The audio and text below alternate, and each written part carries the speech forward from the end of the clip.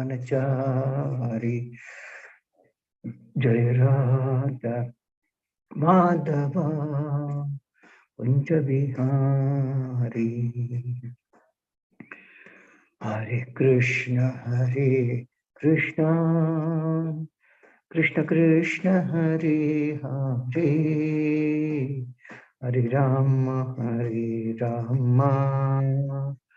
Ram Ram Hare Hare, Hare Krishna Krishna Krishna Krishna Hare Hare, Hare Ram Ram Ram Hare Hare, Hare Krishna Krishna Krishna Hare Hare, Hare Ram Ram Ram Hare Hare, Hare Krishna Krishna Krishna Hare Hare, Hare Ram Ram Ram Hare Hare, Hare Krishna Krishna Krishna Hare Hare, Hare Ram Ram Ram Hare Hare, Hare Krishna Krishna Krishna Hare Hare,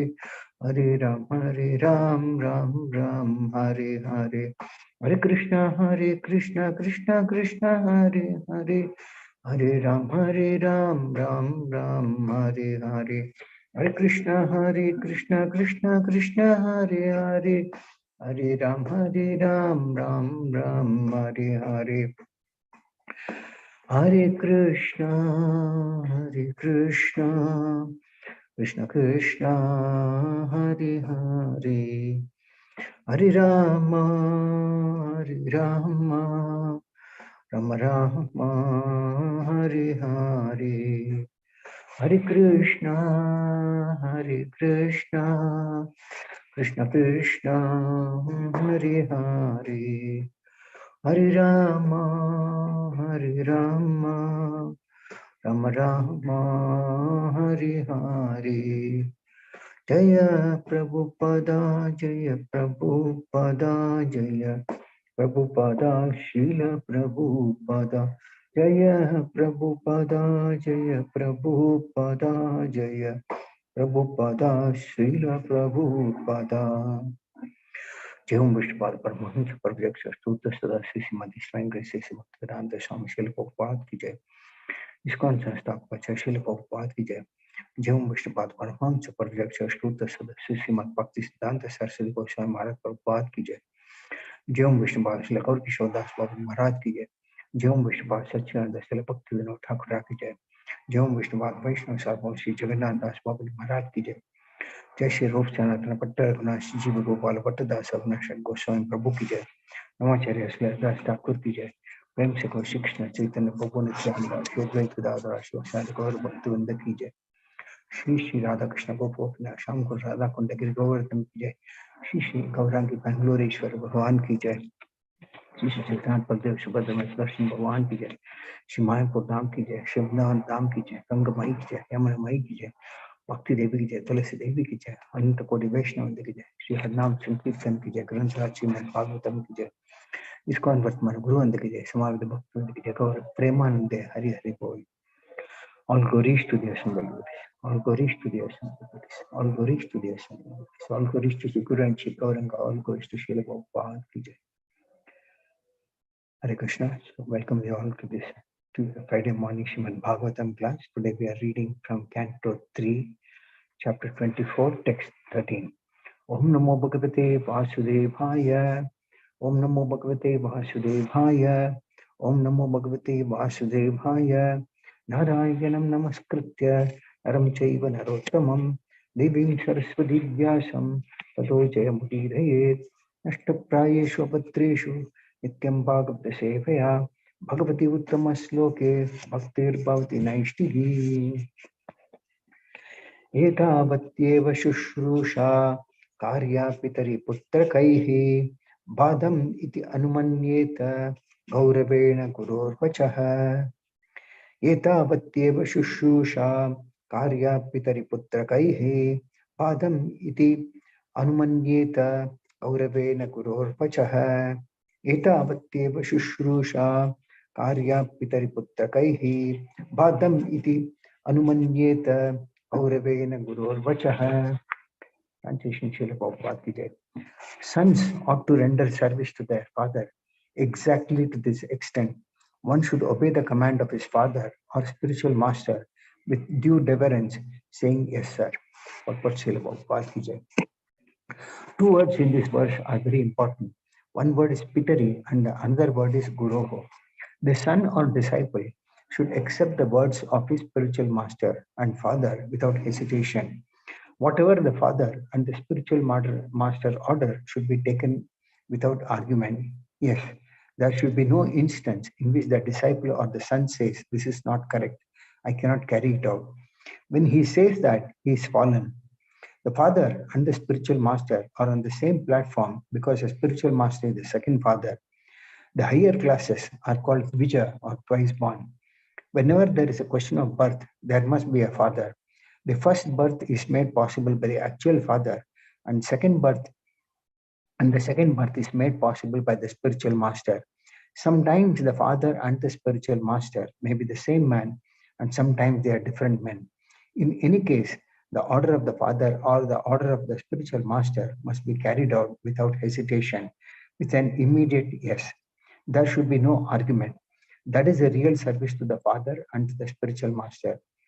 Vishwanath Chakravarti Thakur has stated that the order of the spiritual master is the life and soul of the disciples. As a man cannot separate his life from his body, a disciple cannot separate the order of the spiritual master from his life. If a disciple follows the instruction of the spiritual master in that way, he is sure to become perfect. This is confirmed in the Upanishads. The import of Vedic instruction is revealed automatically only to one who has implicit faith in the Supreme Personality of Godhead and in his spiritual master. One may be materially considered an illiterate man, but if he has faith in the spiritual master as well as the Supreme Personality of Godhead, then the meaning of scriptural revelation is immediately manifested before him.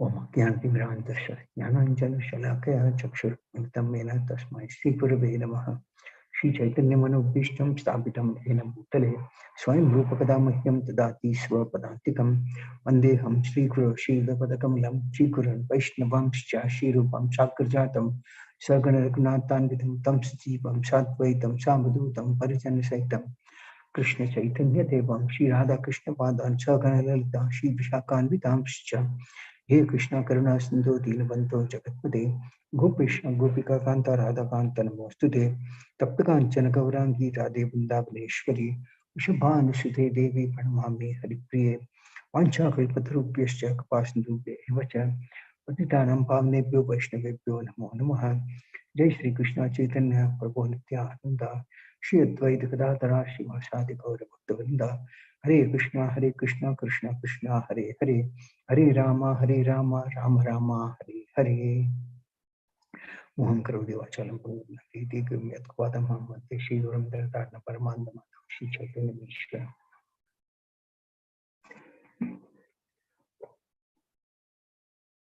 Hare Krishna.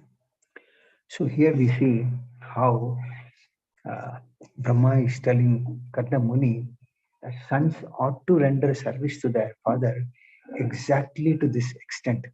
One should obey the command of his father or spiritual master with due reverence, saying, "Yes, sir." So actually, we see in the previous verse, Lord Brahma was pleased by Kardamuni obeying the order of Lord Brahma, his father. And so Brahma also felt honored. And in this verse, Lord Brahma is speaking to Kardamuni on the father and son relationship and also the relationship between the spiritual master and the disciple. Generally, in a family, sons play a very vital role. Of course, though son and daughter are equally very important, the sons play a very bigger role the fact is, it is given in the Shastras that the Sanskrit word for the word son is putra. Putra means the sons deliver their father from hell called Pu by offering oblations. Now, what happens is that generally conditioned living entities, when they take birth in this material world, there is a tendency to commit sinful activities for which one has to suffer in hellish planets after leaving this body. So many hellish planets are there, descriptions are given in the fifth canto, and different types of punishments are also mentioned there. So what happens is that the son has got an authority or a duty to offer oblations in the sacrifice we call tarpana. And by doing so, what happens is actually the departed soul actually suffers many times even without a gross body. So when the son offers oblations in the sacrifice, the forefathers become free from those hellish conditions and they get a better body. So this is how a son is meant to be in the family to deliver his forefathers from suffering in the future. Now, there is no mention in the Shastras that a mother cannot be delivered. But if a mother is chaste to her husband, once the father is delivered, then the mother also is delivered. But nowadays, what happens is that generally marriages last for a certain period of time, and then divorce takes place, and then the father goes and marries somebody else, mother marries somebody else. In that case, the mother does not get delivered. So the point is that son plays a vital role. Now daughters are not permitted in the Shastras to offer oblations. It's only the son who have got this the duty to perform the oblations in the sacrifice. So that is why it is said that the son is, earlier days, of course, without a son, they would say the family is not complete at all. Of course, it's prevalent now also. But the point is that this is how a son plays a very important role in a family. Now, what happens is that uh, when the uh, husband and wife, after they have a physical union and a son is born or a daughter is born, the children are normally taken care of by them by fulfilling all their requirements like education, shelter, clothing, sustenance, so many things. So when the daughter gets elderly, she is given in marriage to a suitable man. So it is the son who takes care of the parents, and just as the son was taken care of by the parents, it is the duty of the son to take care of their parents in their old age. So here, what happens is that Srila Prabhupada, the translation also mentions about a similar relationship that exists between the spiritual master and the disciple. So both should obey, in either case, the son or the disciple should obey the order of the father or the spiritual master by saying, yes, sir.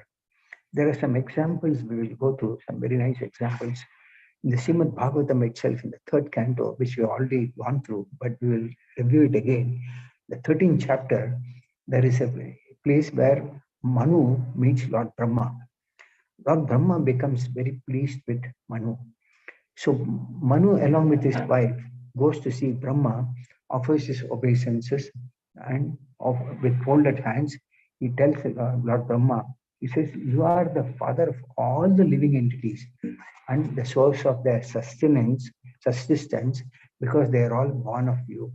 Please order us how we may be able to render service to you. So this is a typical nature that a son should have towards his father, or a disciple should have to his spiritual master. So Manu understands that he is the son of Brahma, and he's asking that because of you, we are able to sustain our subsistence, but please order us how we can render service unto you. This is how a son should request his father also. And in the purport, Srila Prabhupada mentions that this is the law of creation beginning from the time of Lord Brahma. So a father's duty is to bring up the son until he is grown.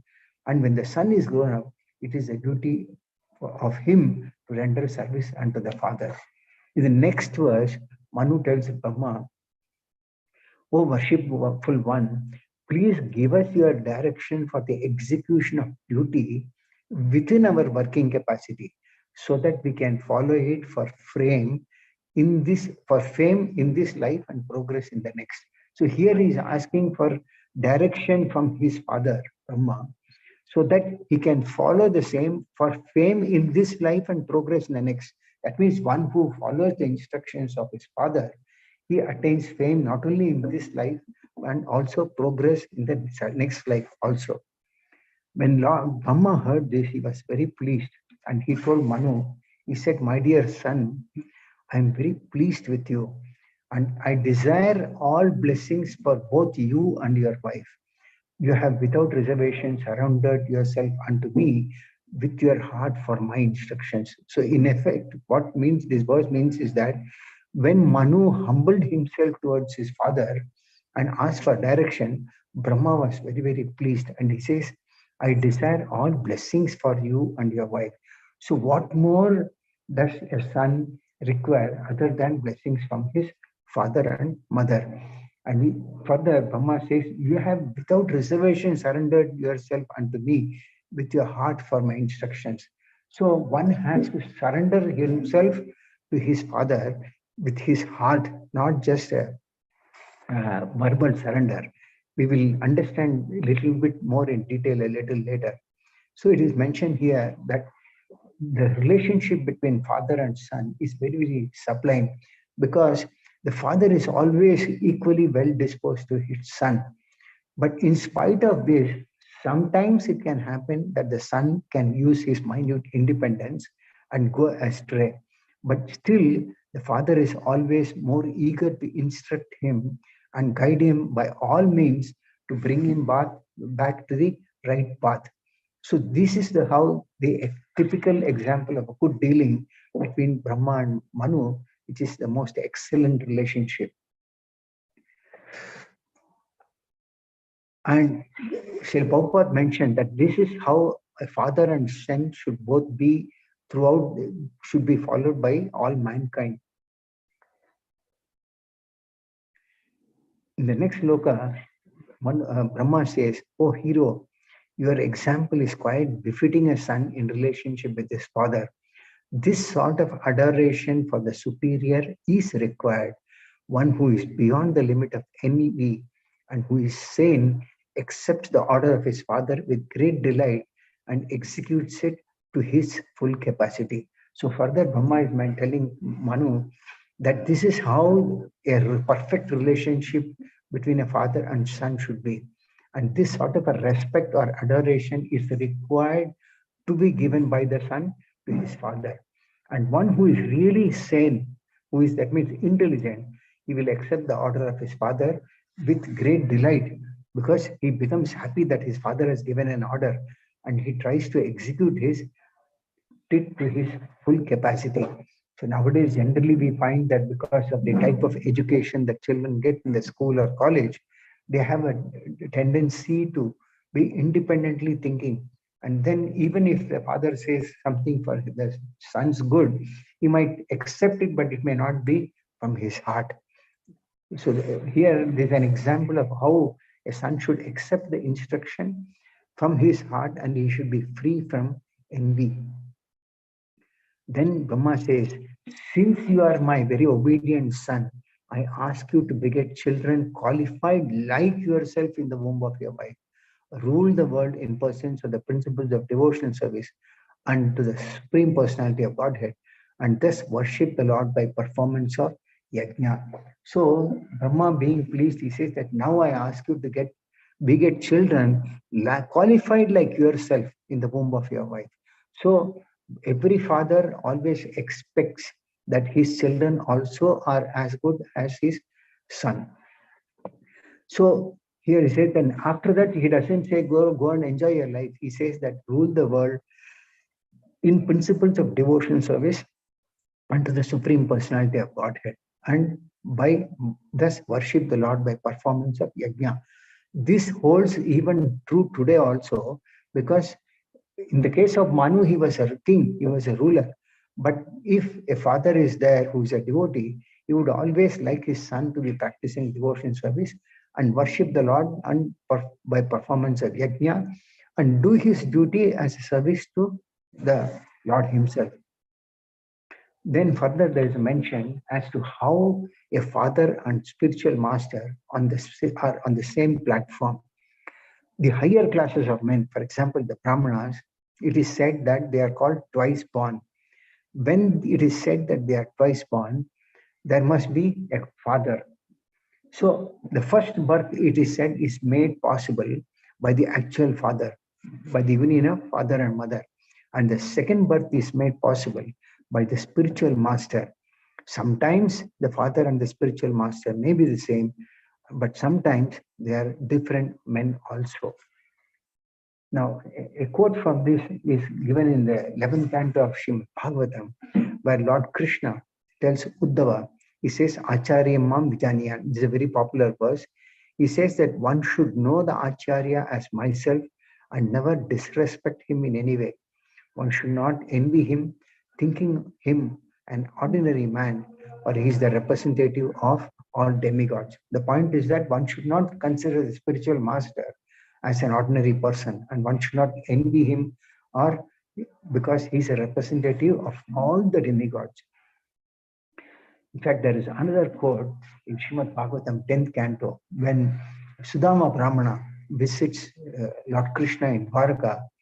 So Lord Krishna is telling the Sudama Brahmana, he says, my dear friend, he who gives a person his physical birth is his first spiritual master. And he who initiates him as a twice-born Brahmana and engages him in religious duties is indeed more directly his spiritual master. That means one who gives birth to a son is also a spiritual master. But he who initiates the son or the man, he is as a twice-born Brahmana, which we call Dvija, and engages him in religious duties, engages in devotional service, is indeed more directly his spiritual master. So there are two spiritual masters. And then Lord Krishna says, but the person who bestows transcendental knowledge upon the members of all the spiritual orders of society is one's ultimate spiritual master. Indeed, he is as good as my own self. That means here it's more directly mentioning about the founder Acharya, like our Srila Prabhupada. They are non-different from the Supreme Lord himself. It's what Lord Krishna is telling Sudama Brahmana. Then there is a quote as to how, this is a quote from the 9th canto of Srimad Bhagavatam, as to how a son should obey the order of his father. And if he does not obey the order of his father, he is considered as fallen. So in this 9th canto of Srimad Bhagavatam, there is a pastime of a king called Yayati. Now this king Yayati, he had two wives. One of them was Devayani. She was the daughter of the spiritual master, his spiritual master called Shukracharya. And this Devayani had a friend in the name of Sarmishta. Now, actually, I'm not going into the detail of that pastime, but this Sarmishta and Devayani were both very close friends.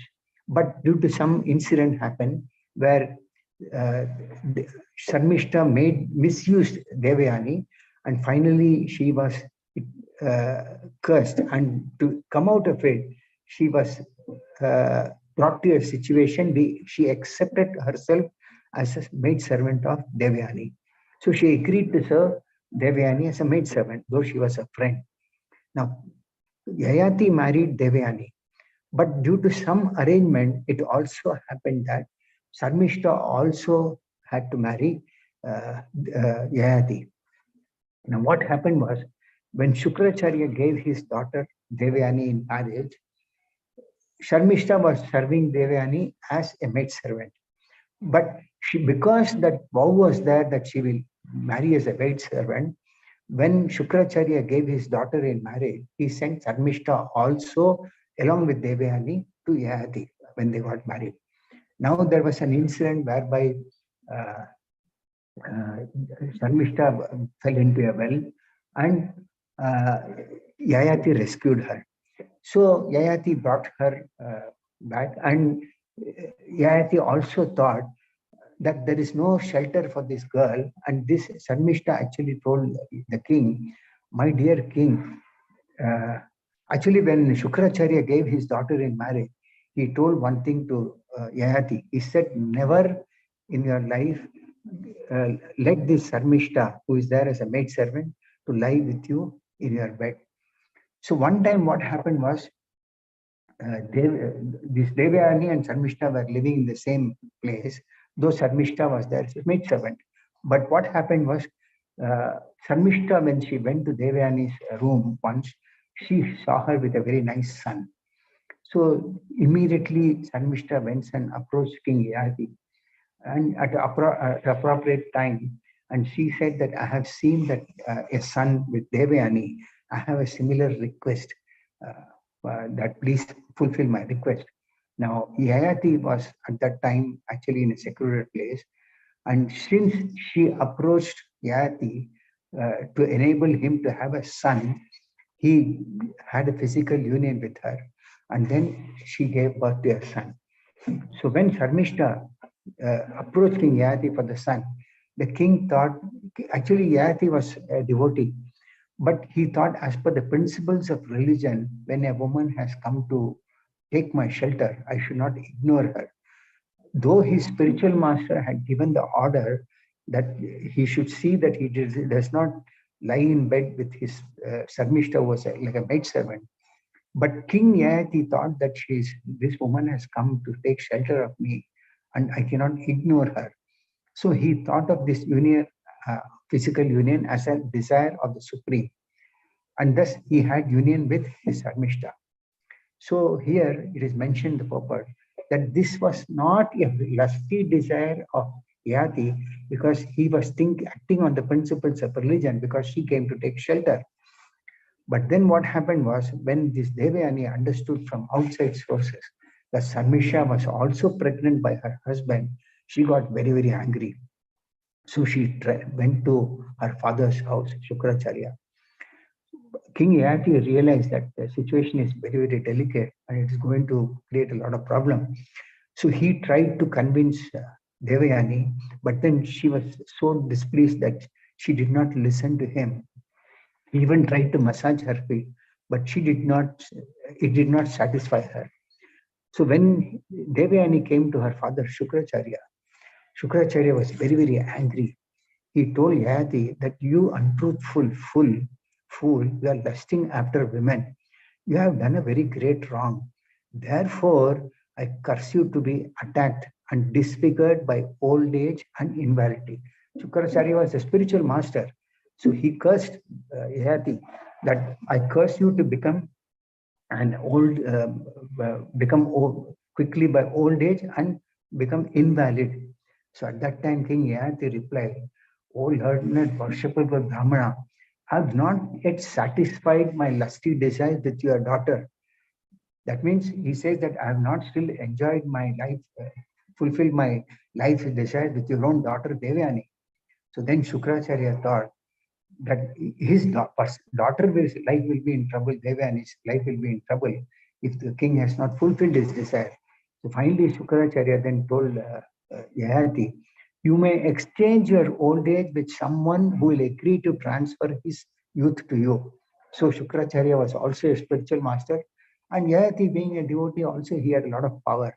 So Shukracharya thought that in the interest of his own daughter, he should take back that curse. But since he has already cursed, he told that you can exchange your uh, old age with any of your sons. So he suggested that you can try to speak to your sons and exchange. So when Yayati received this benediction from Shukracharya, he went to his eldest son. His eldest son was named Yadu. Now, this pastime is also very important because it is mentioned that how Yadu refused and what grounds for a higher purpose, he said it's not possible. When Shukracharya, when Yayati approached his son Yadu, he said, "My dear son Yadu, please give me your youth in exchange for my old age and invalidity." He says, "My dear son, I'm not yet satisfied in my sexual desires, but if you're kind to me, you can take the old age given by your maternal grandfather, and I may take your youth so that I may enjoy life for a few years more." So in the purport, Srila Prabhupada mentioned that this is how the whole material creation is about. It's all about lusty desires. And when one becomes attached too much to sense gratification, then he loses all his sense. And here is an example where a father is shamelessly asking his son to exchange the youth for old age. Of course, the whole world is under such illusion. So Yadu, who was the eldest son, he replied, "My dear father, you have already achieved old age, although you also were a young man. But I do not welcome your old age and invalidity, for unless one enjoys material happiness, one cannot attain renunciation." So here is a case of this Yadu. He tells his father, "I cannot take your old age because unless and until one enjoys material happiness, one cannot attain renunciation." So actual point is that one can one's karma should actually reach one to his dharma and finally lead to renunciation. So the point is that Yadu felt that if he takes this youth, he will not be able to enjoy material happiness, and which will not take him to the path of renunciation also or religious life. So Yadu refused his father's order on religious grounds. He thought that if he does not enjoy, he may not even, because what happens in material world is we try to get some happiness, but that happiness does not last for a very long time, even if it is a marriage or whatever it may be. Over a period of time, one gets into a sort of frustration, and that's when the person starts thinking, why is it I'm not feeling happy? And then one starts inquiry and feels, yes, I'm not in the right path, I should take up the spiritual path. So Yadu refused his father's order, thinking that he should try to enjoy and then take up the path of self-realization. Actually, this is a case where Yadu was completely aware of what is going to happen. These are the principles of religion. The principle of religion is ultimately to engage in devotional service. And actually, Maharaj Yadu was very eager to engage himself in the Lord's devotional service, but he thought that material happiness is a sort of an impediment.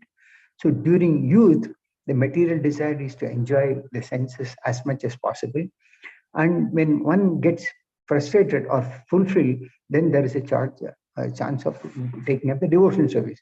So Yadu was ready to accept his father's order, but he was confident that the youth taken by his father would be returned. That also he realized that afterwards my father will return my youth, but he thought that this exchange would delay his complete engagement in devotional service.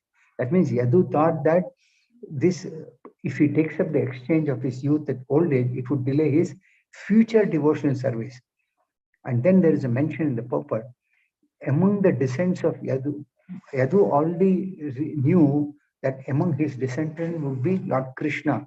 Therefore, Yadu was very interested that he takes up the devotional service as early as possible, because Lord Krishna is going to appear in his dynasty. So Yadu's refusal to accept his father's proposal was not irreligious, because Yadu was also a servant of Lord Krishna. But before that, he wanted to taste this material happiness. So then what happened was, Yayati realized that, of course, Yadu is taking up a higher purpose, and so he has refused. Then what happened is, Yayati similarly requested his other sons to exchange their old youth for his old age. But they were all not aware of religious principles like King Yadu. They thought that after all, this youth is something that I can enjoy eternally. So therefore, they refused to carry out the father's order. Finally, King Yayati then requested his youngest son, Puru. His name was Puru. This Puru was younger than all the others, but he was more qualified. King Yayati tells his son Puru, my dear son, do not be disobedient like your elder brothers, for that is not your duty. So this is a time when King Yati approaches his youngest son. He says, don't be disobedient like your other elder brothers. That is not your duty. To which actually Puru gives a reply as to how he becomes indebted to his father. Puru tells his father, "O your majesty, who in this world can repay his debt to his father?" That means everyone, every son is indebted to his father, and no one can repay his debt to his father. Then he says, by the mercy of one's father, one gets the human form of life, which can enable one to become an associate of the Supreme Lord. That means actually the father gives the seed, and this seed actually grows and develops and ultimately into a human body. And if one is in the human form of life, is able to practice devotional service, he becomes indebted to his father, because it is by the grace of his father he has been able to take up the path of Krishna consciousness, which is ultimately the goal of human life. Therefore, he should feel indebted to his father. Otherwise, the father and son relationship, Prabhupada mentions, is like any other species of life, where there are fathers, mother, and then there are children also. So, but the difference between the human form of life and animal form of life or other species of life is that human form of life has got an opportunity to take up devotional service, for which the son becomes indebted to his father. In fact, there is a quote in Chaitanya Charitamrita which says, "Janme janme sabe pita mata paya, Krishna Guru nahi mile, bhaja hari hai." It says everyone gets a father and mother, but if one gets the benediction of Krishna and Guru, he can conquer material nature and return home back to Godhead. That means father and mother is there, everyone is there, but if one can get the mercy of Krishna and Guru in one's life, he can conquer this material nature and go back to Godhead. And then this Puru, first he said that I'm indebted to your father. And the next verse, Puru actually describes different types of sons. He says, a son who acts by anticipating what his father wants him to do is first class. One who acts upon receiving his father's orders is second class, and one who executes his father's order irreverently is third class. But a son who refuses his father's order is like his father's stool. I read this once again. A son who acts by anticipating what his father wants him to do is first class. That means a son knows this is what my father is expecting from me. And if the son acts accordingly, even without his father's instructions, he is a first class son. Then he says, one who acts upon his receiving his father's order is second class. That means a son who acts after getting instructions from his father is a second class son. And one who executes his father's order irreverently is third class. That means sometimes son might carry out his father's order, but within his heart, he may not want to do that, or he might give so many excuses, but still he might carry out the order because it is father's order. Such a son is third class. But a son who refuses his father's order is like his father's stool. That means one who refuses to obey the order of the father is like nothing like a father's stool.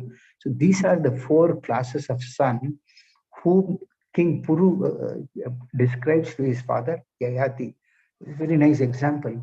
Srila Prabhupada mentions also in many places that putra can be right, or also it can be mutra. That means a good son is a putra, but if the son is not good, it's mutra because it's urine. So either a good son or is a urine because the source is the same. Srila Prabhupada mentions as to how a father-son relationship should also reflect in a similar relationship between the spiritual master and the disciple.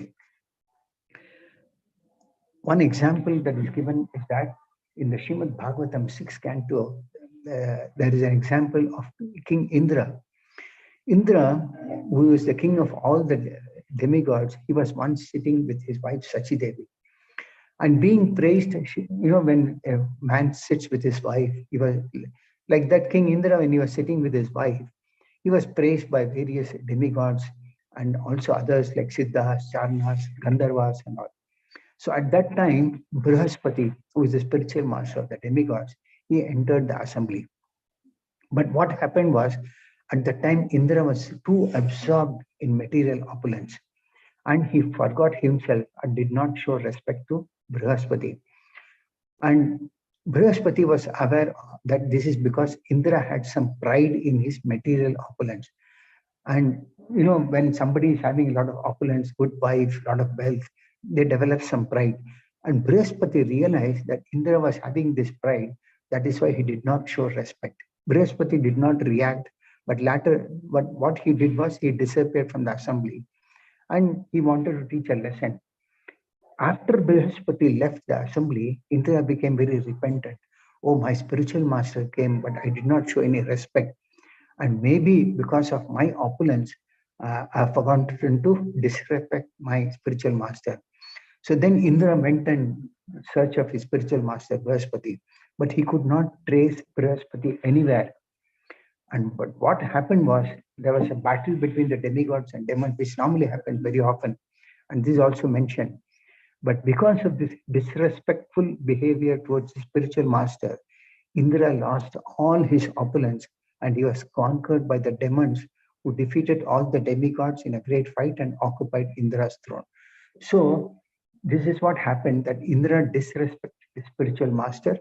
In the process, he lost all his opulence and he lost the battle also against the demons. Then finally, Lord Brahma, he understood, because the demigods finally had no other shelter but to take shelter of Lord Brahma. So when they went to Lord Brahma actually chastised the demigods. He said, understanding the situation, Brahma actually chastised their offense to the spiritual master, because this is how the position of a spiritual master. A spiritual master is not to be considered as an ordinary person, and giving or disrespect to a spiritual master is like giving disrespect to the Supreme Lord himself. So in the 10th canto, there is a quote where the Lord says, O Brahmana, of all the followers of the Varnashrama system, those who take advantage of the words I speak in my form as a spiritual master and thus easily cross over the ocean of material existence, best understand their own true welfare. The point is that it is mentioned how a father is an actual object of reverence as a religious leader. So a father as well as a spiritual master, in many terms, they are on the same platform, because a spiritual master is the second father, which I mentioned in the beginning of the class. So the higher class or Bija are called because there is a question of birth, there must be a father. So the first birth is by actual father and the second birth is made by spiritual master. Then there is a mention as to how a disciple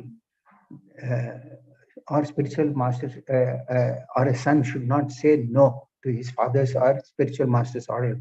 That is not correct. We cannot carry it out. So then if he does say so, then that person is considered as fallen. The importance of spiritual master is also emphasized in the 10th canto of Srimad Bhagavatam, where there is a quote which says, this indeed is a duty of all true disciples to repay the debt to their spiritual master by offering him with pure hearts their wealth and even their very lives. That means spiritual master is one who accepts a disciple and then he engages the disciple in devotional service, and in return for this, the disciple is indebted to the spiritual master. How is indebted? He is supposed to repay the debt by offering him with pure hearts their wealth and even their very lives. Spiritual master does not require, even the Lord does not require our health or our wealth, nothing. What they require is our heart.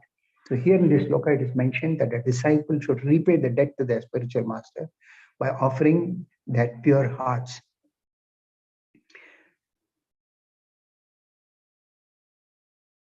And when the spiritual master is pleased, then he says, you boys are, this is actually when Krishna and Balaram were there, Sandipani Muni was his spiritual master. And at that time, they wanted wood for burning, because those days there was no gas for cooking. So they wanted wood.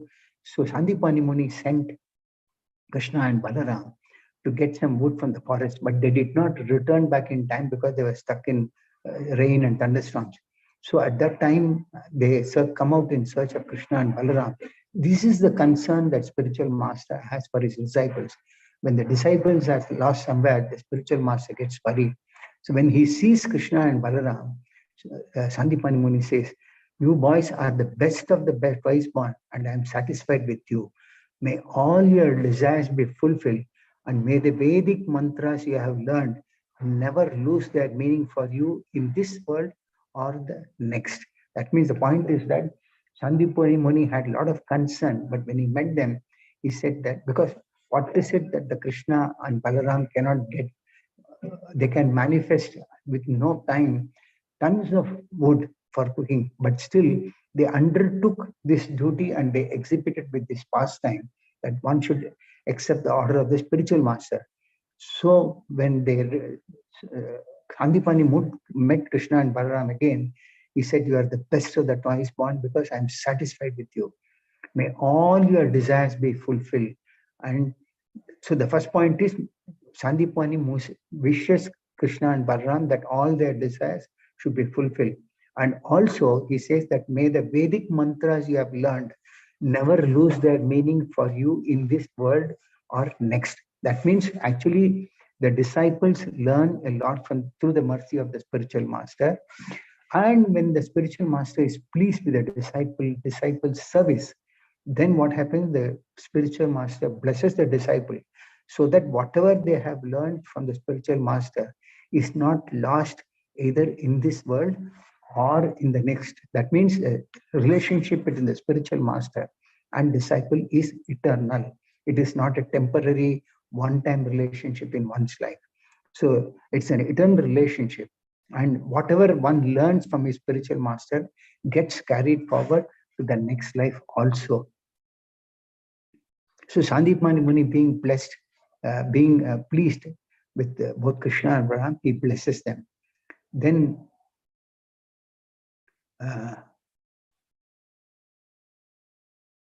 Lord Krishna in return, he says, Then there is another quote in relation to spiritual masters' relationship with disciples. He says how a disciple should relate himself with his spiritual master. He says that, this is the 11th canto of Srimad Bhagavatam, where Krishna tells Uddhava, in the morning and evening, one should collect footsteps and other articles and deliver them to the spiritual master.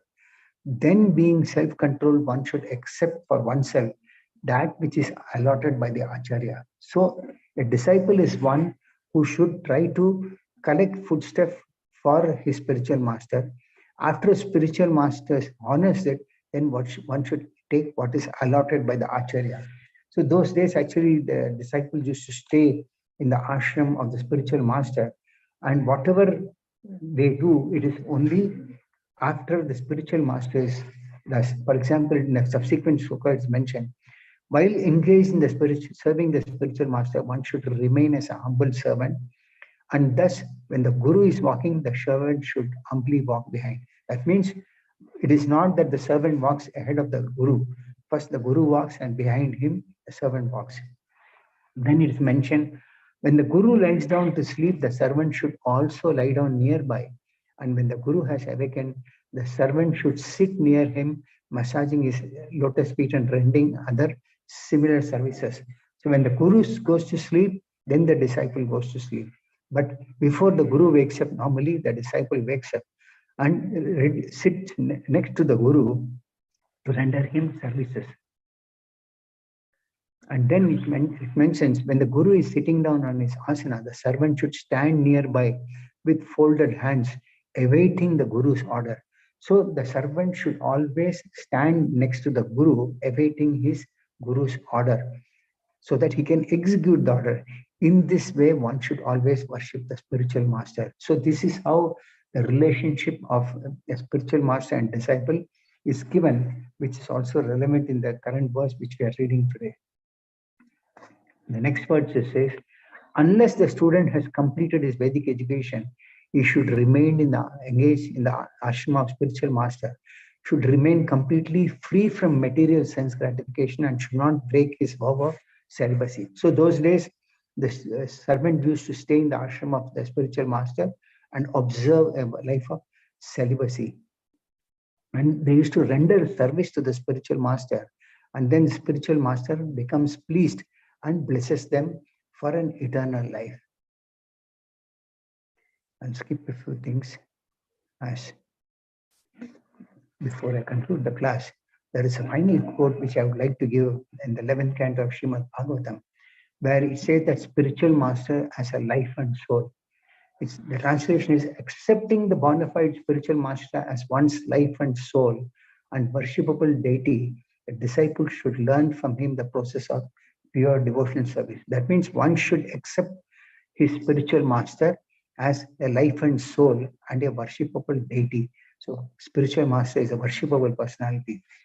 The Supreme Personality of God, Hari, the soul of all souls, is inclined to give himself to his pure devotees. So when a disciple serves a spiritual master with his heart, the Lord himself becomes pleased and is prepared to give himself to his pure devotees. And then it says, therefore the disciple should learn from the spiritual master to serve the Lord without duplicity and in such a faithful and favorable way that the Lord, being satisfied, will offer himself to the faithful disciple. That means when one takes shelter of a spiritual master and serves a spiritual master without duplicity, then the Lord becomes pleased. And when the Lord becomes pleased with his disciple service, he offers himself to that faithful disciple. So, a very important quote. So with this, actually, I have concluded. Before concluding, I would like to mention one verse which is mentioned in the last sentence of this purport today. It says, one who has got faith in the spiritual master, to him all the revelations of the Vedic scriptures are revealed. Srila Prabhupada always quotes a very popular verse from the Svetasvara Upanishad.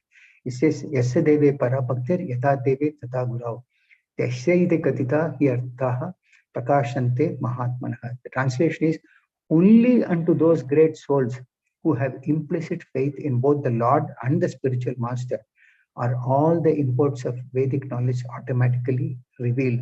That means one who should have an implicit faith on both the Lord as well as the spiritual master.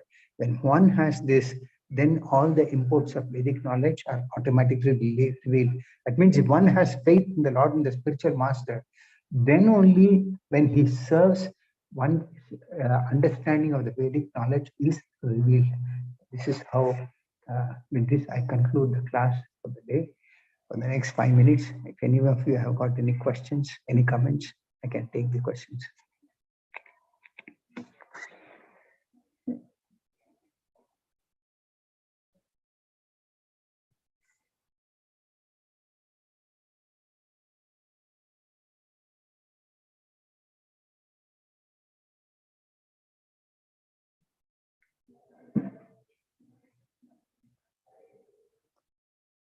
Anybody? Any questions? Any comments? Thank you, Prabhuji. It was a wonderful session. A lot of information. Thank you, Prabhuji. Thank you, Prabhu.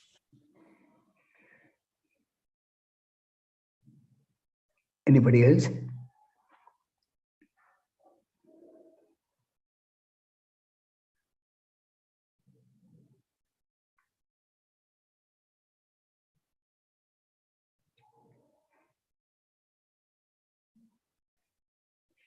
Looks like nobody has got any doubt.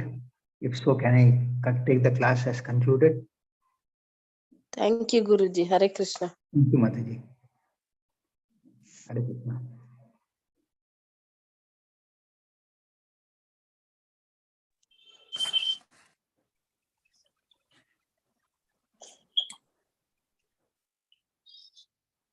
Yes, Prabhuji. If there are no questions, we can end the session. Thank you. Okay. Thank you very much, Prabhu. Thank you all very much.